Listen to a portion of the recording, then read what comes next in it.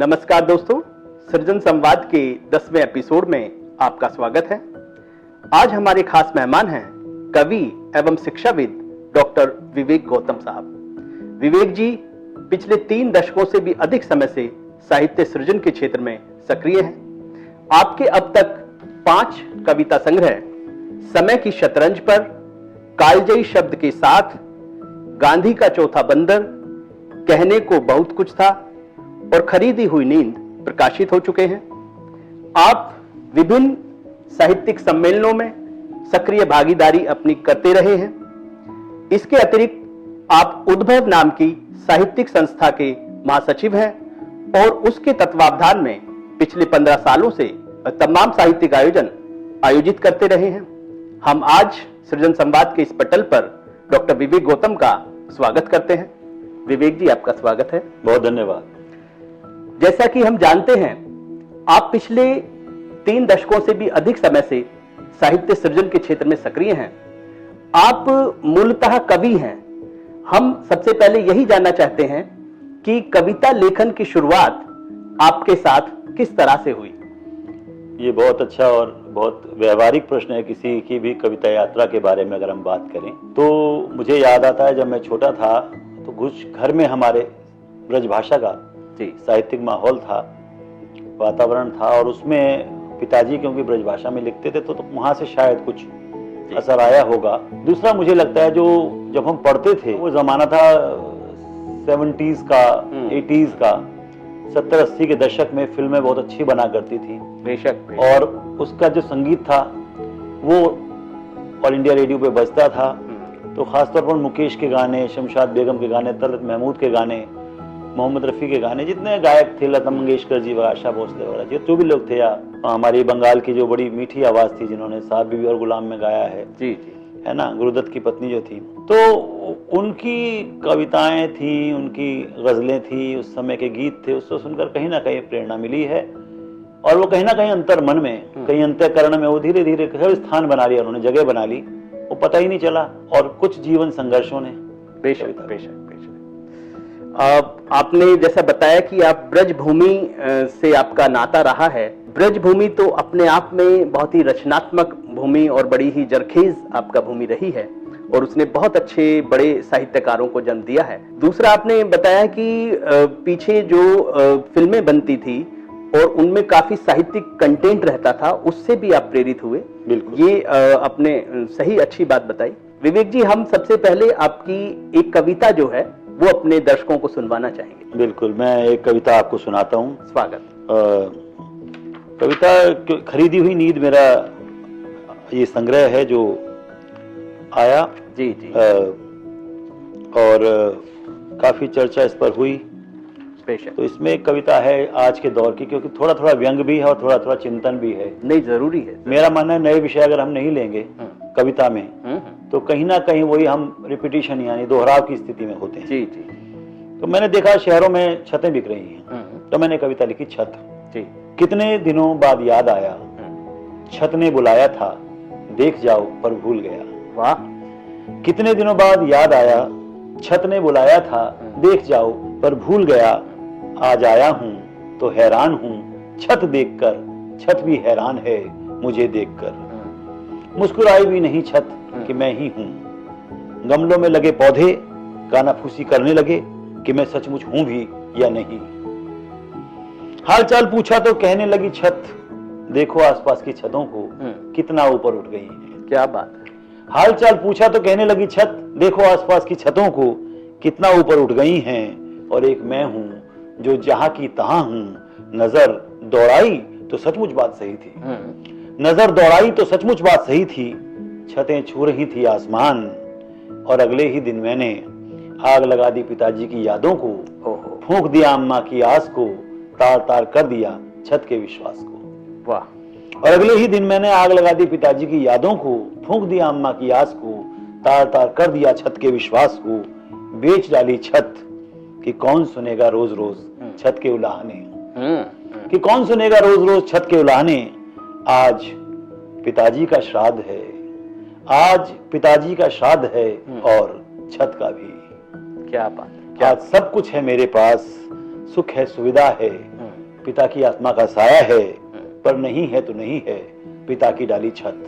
बहुत और हो भी तो आखिर क्यों, वो भी तो कर रही है आज पिताजी ही की तरह आसमान से बातें, वो भी तो कर रही है आज पिताजी ही की तरह आसमान से बातें। बहुत खूब। जो समसामयिक महानगरीय परिवेश है और उसमें एक छत के साथ दूसरी छत और कई घर एक ही छत पे जो है बनते चले जाते हैं, बिल्कुल, उसका बड़ा सजीव चित्रण आपने अपनी इस कविता में किया। आपको बहुत बहुत साधुवाद, धन्यवाद। विवेक जी, जैसा आपने बताया कि पुरानी फिल्मों में जो गाने आते थे उनको सुनकर आपके मन में कविता के भाव पैदा हुए, लेकिन इस दौरान जो पिछले 3 दशकों के दौरान आपने बहुत सारे कवियों को, पूर्ववर्ती कवियों को पढ़ा होगा। हम जानना चाहेंगे कि उन कवियों में से कौन कवि ऐसे रहे जिन्होंने आपको ज्यादा प्रेरित किया या जो आपको ज्यादा पसंद आए? निश्चित रूप से अगर हम देखें, बहुत अच्छा प्रश्न आपने किया। फिल्मों से मैं उतना प्रेरित तो नहीं हुआ, लेकिन एक जो धुन थी, एक लय थी, एक जो लय के प्रति, क्योंकि पूरी सृष्टि मुझे लगता है लय में लयात्मक होती है, लयात्मक है ना। चाहे वो पृथ्वी अगर चल रही है, सूरज अपनी जगह खड़ा है, ग्रह चक्कर लगा, तो एक लय है, लय में जीवन चलता है, नदियां लय में बहती हैं, तो कहीं लय वो जीवन में आई, उससे एक चलने की जो दिशा मिलती है, चरैवेति का जो सिद्धांत है हमारा पुराना भारतीय संस्कृति का, उसको मैंने अपने मन में रखा और निरंतर ऊपर की ओर उठने की कोशिश की। तो जैसे मान लीजिए आप कबीर को पढ़ते हैं या आप सूरदास को पढ़ते हैं या तुलसी को पढ़ते हैं, तो तुलसीदास जैसा अप्रतिम कवि, कबीर जैसा जबरदस्त व्यंगकार और उलटबासिया कहने वाला कवि, सदुकड़ी भाषा में लिखने वाला है ना, सूरदास भगवान कृष्ण के। और उसके बाद अगर हम और आने वाले टाइम में आज आते हैं तो हम मान लीजिए प्रसाद हैं, तो इधर धूमिल हैं, जी, जो मैंने सर्वेश्वर दयाल सक्सेना को भी पढ़ा, मैंने अज्ञे को भी पढ़ा, तो महादेवी वर्मा हुई। तो ये ऐसे रचनाकार हैं जिनकी रचनाओं का बहुत प्रभाव पड़ा। और कहानीकारों में जैसे मान लो हैं प्रेमचंद है या और दूसरे बंगाल के जो शरद चंद्र है, बंकिम चंद्र चटर्जी हैं, या टैगोर की जो कविताएं हैं, वो निश्चित रूप से एक ऐसा दार्शनिक भाव लिए अपने अंदर। सर्वेश्वर दयाल सक्सेना तो ज्यादा पुरानी नहीं, उनकी मुझे आज्ञा हो तो एक कविता की जरूर कितना जबरदस्त व्यंग उनकी कविताओं में है। गरीबी हटाओ सुनते ही वे कब्रिस्तानों की ओर लपके। क्या बात है! गरीबी हटाओ सुनते ही वो कब्रिस्तानों की ओर लपके और मुर्दों पर से पड़ी चादरें उतारने लगे। फिर वो नई चादरें लेने चले गए और जब तक लौटे तो मुर्दों की जगह गिद्ध बैठे थे। क्या बात है, बहुत खूब। यानी पुरानी चादरें भी अपनी और नई चादरें भी अपनी। यस। तो कहने का मतलब ये है, अब ऐसे ही अज्ञे ने लिखा, सुख मिला उसे हम कह न सके, दुख मिला उसे हम सह न सके, यूं ही बीत गया सब हम मरे नहीं, पर हाय कदाचित जीवित भी हम रह न सके। तो आज की जो परिस्थिति है, जो समय है कि व्यक्ति के पास संवाद नहीं है, बातचीत नहीं है, अकेलापन है, परिवारों में टूटन है, ना जीवित है ना मृत है, तो अज्ञे कहाँ कह के चले गए। और धूमिल कहता है कि घोड़े की मुंह में जो नाल है, घोड़े के मुंह में जो लगाम है, वो लोहा चबाता है बेचारा, रोज लोहा चबाता है। वाकई जीवन भी ऐसा ही है। जीवन भी आपका जो है चुनौतियों से, विडंबनाओं से भरा हुआ है, और एक कवि और एक रचनाकार उन सभी दृश्यों को अपनी रचनाओं के माध्यम से अभिव्यक्ति प्रदान करता है। विवेक जी, जैसा आपने बताया कि आज का जीवन तमाम चुनौतियों से भरा हुआ है, आदमी दिन पर दिन अकेला महसूस करता जा रहा है, सामाजिक ताना बाना बिखर रहा है। ये इस परिदृश्य को आप किस तरीके से देख रहे हैं, इस बदलाव को जो है, आखिर ये बदलाव एक व्यक्ति के लिए कितना स्वास्थ्यवर्धक है या कितना आपका जो है उसके लिए अच्छा है, बुरा है? निश्चित रूप से ये आज के समय की बड़ी त्रासदी है कि अकेलापन बढ़ता जा रहा है और उससे जो मनुष्य की संवेदनाएं और जो अपनापन था वही कहीं खत्म हो रहा है। संवेदनहीनता की स्थिति आ रही है और संवादहीनता की स्थिति आ रही है। हर व्यक्ति अपने लिए, जो कि मानवीय प्रवृत्ति है ही नहीं, जो पाश्विक प्रवृत्ति है, बेशक, और धन पशु बनने की जो दौड़ है, धन सेवा के लिए कमाते थे पुराने जमाने में। लाला श्यामलाल ने, लाला रामलाल ने, तो उस जमाने में लाला शेर सिंह ने पूरा गायनी का ब्लॉक बनवा दिया था इरविन हॉस्पिटल में। तो इन लोगों ने पैसा कमाया, समाज में दिया, लेकिन आज के दौर में केवल अपना अपना अपने को ही देखना, तो जब केवल आप अपने पे ही फोकस कर लेंगे, अपने को ही केंद्र में रख लेंगे, तो आपको आसपास कुछ नहीं दिखाई देगा। तो ये हमारी नई पीढ़ी या आज के दौर की कहें त्रासदी है कि हम सेल्फ फोकस्ड हो गए हैं, सेल्फ सेंटर्ड हो गए हैं, आत्मविश्लेषण नहीं करते, आत्म केंद्रित हो गए हैं। तो उसका तो मनोवैज्ञानिक बीमारियों के रूप में भी प्रकटीकरण होगा, संघर्ष में भी प्रकटीकरण होगा, क्रोध में भी प्रकटीकरण होगा। आप देखिए सड़कों पर क्या हाल है, इतना गुस्सा है लोगों में भरा हुआ। आपने सही कहा कि पूंजीवादी व्यवस्था, उपभोक्तावादी व्यवस्था ने व्यक्तिवाद को बढ़ावा दिया है, और इस व्यक्तिवाद ने तमाम मनोवैज्ञानिक आपका जटिलताओं को जन्म दिया है। बिल्कुल। तो इन्हीं जटिलताओं की अभिव्यक्ति आज का रचनाकार अपनी रचनाओं में कर रहा है। हम चाहेंगे कि आपकी और कविता हम जो है अपने दर्शकों के साथ साझा करें। बिल्कुल, मेरी एक कविता है जिसका कि ये पहली कविता है इस संग्रह की, खरीदी हुई नींद की, और मैंने कई जगह सुनाई है वैसे तो, लेकिन जहां तक पहुंचे अच्छी बात है। बेशक, स्वागत। ये वही कविता है जिसकी तरफ मैं इशारा कर रहा था। एक हमारे पिताजी का दौर था और एक हमारा दौर है। शीर्षक है खरीदी हुई नींद। जी, स्वागत।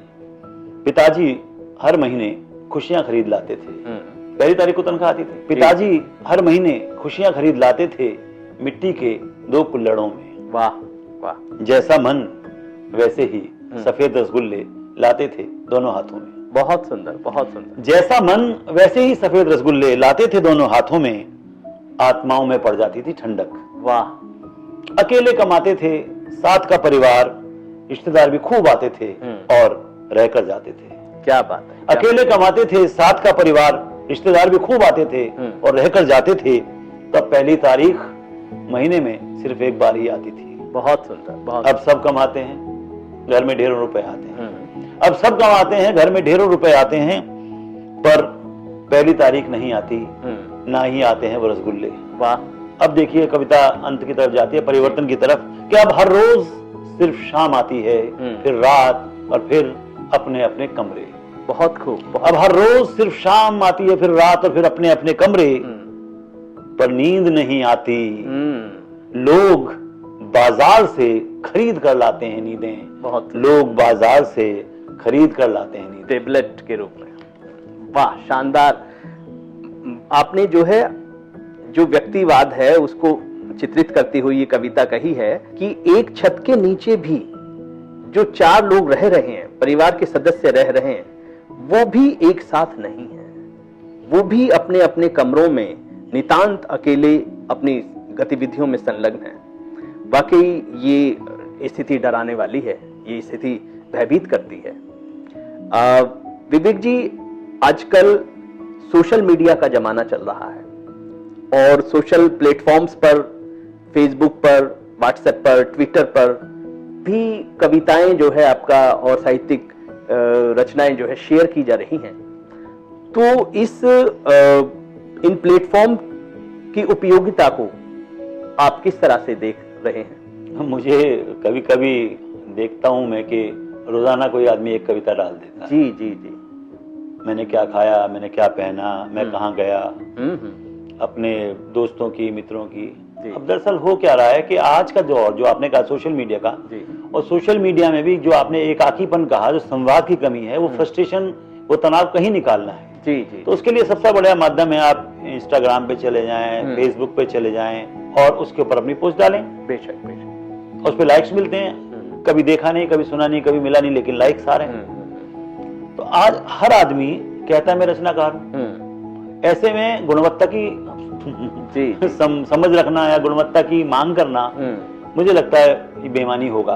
तो मैंने आपके साथ भी कई बार मंच साझा किया है, बांटा है, साथ में रहे हैं। तो मुझे ये महसूस होता है कि ये जो सोशल मीडिया का जितना भी चल रहा है कार्यक्रम, उसमें गुणवत्ता की बात मैंने कहा जैसे वो बेईमानी है, लेकिन उसके साथ साथ जब हर आदमी कहता है मैं रचनाकार हूं, तो फिर गरिमा कम होती है, चीजों की गरिमा कम होती है। तो आप उसमें आप समझौतावादी प्रवृत्ति मान लीजिए या झूठी तारीफ कह लीजिए, और ऐसे ऐसे लोग हैं जिनका चरित्र और लेखन बिल्कुल मेल नहीं खाता, वो भी खूब तबीयत से उसको इस्तेमाल कर रहे हैं। ये आपका विषय तो थोड़ा सा अलग हो जाता है कि रचनाकार लिख क्या रहा है और अपने व्यक्तिगत जीवन में वो किस तरह का आचरण जो है रखता है। अभी आप कविता की मापदंडों की, गुणवत्ता की बात कर रहे थे। मैं जानना चाहता हूं कि आप एक अच्छी कविता किसे आपका मानते हैं, उसके क्या अनिवार्य तत्व होते हैं, क्या उसके मापदंड होते हैं, आप कविता लिखते हुए किन पैमानों का ख्याल रखते हैं? सबसे पहली बात तो कविता की परिभाषा आपको ही मालूम है, वियोगी होगा पहला कवि, आह से उपजा होगा गान, नयनों से चुपचाप निकल वही होगी कविता अनजान। तो एक कविता जो है वो स्वाभाविक रूप से जब आपकी भावनाओं का भाव है, ओवरफ्लो ऑफ इमोशन है, जी जी, तब कविता निकलती है। और जब इमोशंस निकलते हैं ना जी, तो वो फिर शब्द नहीं रहते, वो भावनाएं निकल रही हैं। और जब भावनाएं निकलती हैं तो दूसरे की भावनाओं को छूती हैं। जब आप हृदय से बात करते हैं तो हृदय को छूते हैं जी। जब होठों से बात करते हैं तो होठ तक बात जाती है, यानी कान तक जाती है, होठों से निकलकर बात, वो मन के अंदर नहीं जाती। तो जब कविता की शक्ति यह है कि वो आपके मन में उतर जाए, सामने वाले को ये लगे कि यही तो मेरा भी संतरास है, यही तो मेरा भी कष्ट है, यही तो मेरा भी दुख है, यही तो मेरी भी पीड़ा है जो कवि कह रहा है, और उससे वो तादात्म्य स्थापित कर ले, उसके लेवल पे आ जाए, यानी फ्रीक्वेंसी मैच कर जाए, तभी तो रेडियो बजेगा, फ्रीक्वेंसी मैच करेगी। बेशक बेशक। तो वो जो आमने सामने बैठा हुआ, यानी श्रोता और कवि। और मेरा मानना ये है, क्योंकि मैं एजुकेशन में भी हूं, तो हर वर्ग की कविता के लिए एक शब्दों का एक लेवल होता है, स्तर होता है जी। और कुछ गद्य के शब्द जो कविता में नहीं आ सकते, तो शब्दों का चयन, फ्रेजेस यानी वाक्यांशों का चयन जी, और मुक्त छंद, तुकबंदी, या इससे मैं कुछ महत्व नहीं मानता। कविता में अगर तत्व है तो चाहे वो मुक्त छंद है या वो छंद मुक्त है, वो अपना प्रभाव छोड़ेगी। बेशक, ठीक है ना। ऐसा नहीं है कि खाली छंद में ही, कुछ लोग कहते हैं कि नहीं छंद ही कविता है, नीरज जी ने लिखा तो बहुत अच्छा लिखा है, लेकिन हर आदमी उतना अच्छा नहीं लिख सकता ना। इस तरह से मुक्त छंद में भी अपनी शक्ति है। मेरा कहने का मतलब है कि आप हृदय से लिखें, मन से लिखें। ये नहीं कि रोजाना आपको एक कविता लिखनी है, आर्टिफिशियलिटी में आपको रोज उतारना ही है कुछ ना कुछ कागज पर जी जी। तो वो फिर मैंने जिंदगी में, मुझे लगता है कि 10 साल में, पिछले 10 साल में 44 कविताएं लिखी हैं जी। पिछले 1 साल से कुछ लिखा नहीं लिखा, वो पता नहीं, जब आएगा तो लिखूंगा जी। बड़ी महत्वपूर्ण बात आपने कही कि कविता सृजन, वो आपका सृजन है, उत्पादन नहीं है। वाह वाह, ये अच्छी बात कही आपने। और सृजन और उत्पादन में फर्क होता है। बिल्कुल, है ना। जैसा कि अभी हम बात कर रहे थे कि कविता अभी भी 2 प्रारूपों में हमारे सामने देखने में मिल रही है। छंदबद्ध कविता, कुछ लोग आज भी गजल कह रहे हैं, गीत कह रहे हैं, और छंदबद्ध रचनाएं कह रहे हैं, और मुक्त छंद की कविताएं भी बहुत कही जा रही हैं। ये 2 धाराएं मुख्य रूप से देखने में मिल रही हैं। इसमें होता क्या है कि जो छंद में लोग रचना कर्म कर रहे हैं, कविता कह रहे हैं, वो मुक्त छंद की कविताओं को हीन दृष्टि से देखते हैं, और जो लोग आपका मुक्त छंद की रचनाएं कह रहे हैं, वो छंदबद्ध रचनाओं को अब पिछड़ी हुई रचनाएं और पुराने वक्त की रचनाएं कह रहे हैं। तो इस संबंध में आपका क्या नजरिया है?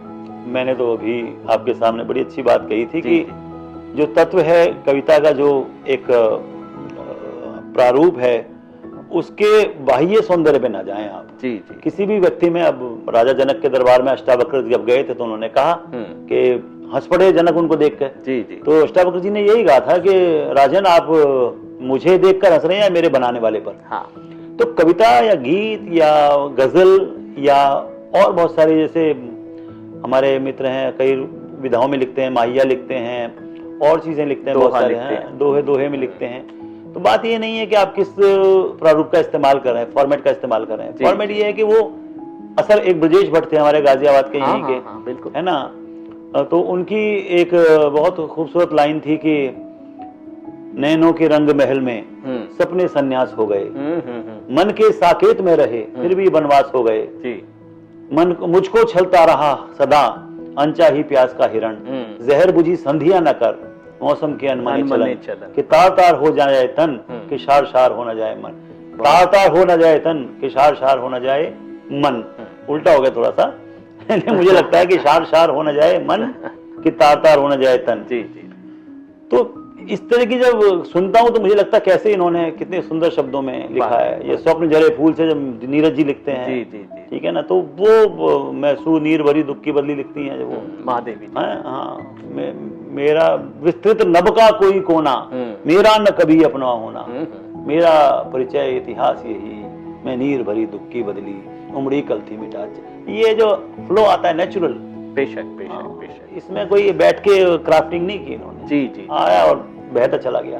बेशक। तो आपका यही मानना है कि भाव की जो उच्चता है वो पहले है, शिल्प जो है वो बाद में आता है, बिल्कुल, और वो सेकेंडरी आपका एलिमेंट है। विवेक जी, जो समकालीन परिदृश्य है कविता का, वो विकास की तरफ, आप उसे उत्तरोत्तर विकास की तरफ जाता हुआ देख रहे हैं, या उसमें कुछ ह्रास आप जो है महसूस कर रहे हैं? उसके लिए विकास और ह्रास की बात तो ये है कि जैसा मैंने पहले भी कहा जी, कि हर आदमी कहता है कि क्योंकि आइडेंटिटी क्राइसिस है कि मुझे कोई पहचानता ही नहीं, सब कुछ है जी जी, लेकिन फिर भी पहचान नहीं है। तो कई हमारे एडमिनिस्ट्रेटिव ऑफिसर्स, जो प्रशासनिक अधिकारी, आईएएस हैं, आईपीएस हैं, वो कविताएं लिख रहे हैं। जी जी, वो इसलिए लिख रहे हैं कि बहुत सारे लोग हैं, कुछ अलग दिखने के लिए कविता करना है जी। अब कविता हो रही है नहीं हो रही है, लेकिन लोग तो क्योंकि वो आईपीएस आईएएस हैं या प्रशासनिक अधिकारी हैं, तो वो कहते हैं वाह वाह।